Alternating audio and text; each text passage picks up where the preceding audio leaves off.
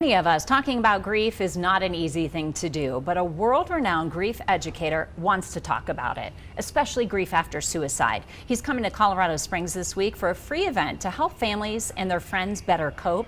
I talked with two women who are using their personal tragedies to encourage anyone facing grief and those who walk alongside them to come. My father was this charismatic, brilliant dentist and oral surgeon. But behind the smile, Kathy Sparnins says her father was battling a drug and alcohol addiction. While he was so fun and funny and nice, he had that other side when he was self-medicating, that he could be frightening. At 57 years old, he died by suicide. Her grief even more isolating at his funeral. No one was there. Because it was suicide? Because it was suicide. Because people don't want to talk about that. Years later, another tragedy, another funeral. This time, her 15-year-old sister. So she and her girlfriend went kind of joyriding as kids do, and they picked up this young man and then let him drive the car. And so this is 5 in the afternoon, and he took off so fast from a stop sign that he hit a tree and killed both my sister and her friend. And he lived. And he lived. Sparnins has spent 20 years helping others through grief through her nonprofit, Voices of Grief. She trained under a world-renowned grief educator, Dr. Wolfelt. This week, he will help others and their families experiencing the loss of a loved one through a 2-day workshop in Colorado Springs. He has authored at least 84 books. He's been around the world speaking. Lisa Craig has read many of those books and says Dr. Wolfelt's book called Understanding Your Grief was critical in her own grief story and her work as a therapist. This book was like the best book I had read on grief since I had started reading books in 2003 when my daughter died. Her daughter, Katie Beth, died at just 15 years old after battling challenges of cerebral palsy. She didn't walk, she didn't talk. She had a feeding tube all her life. And she died in her sleep when she was 15 years old. I found her one morning.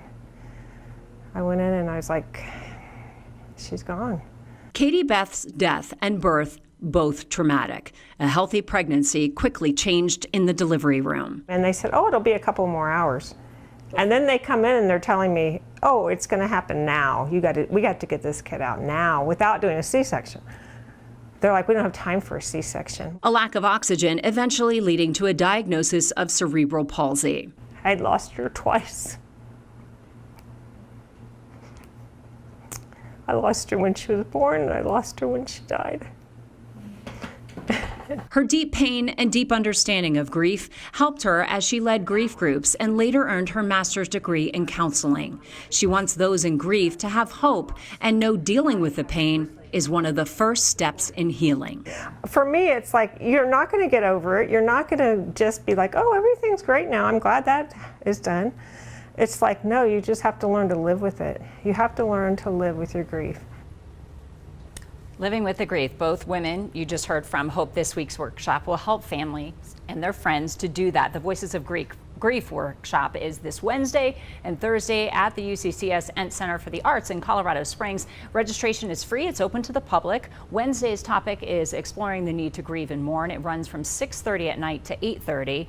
Thursday's topic, exploring grief after suicide. It runs from 9 a.m. to 3 p.m. There is a $25 fee for that second day, which they say covers the cost of lunch and materials.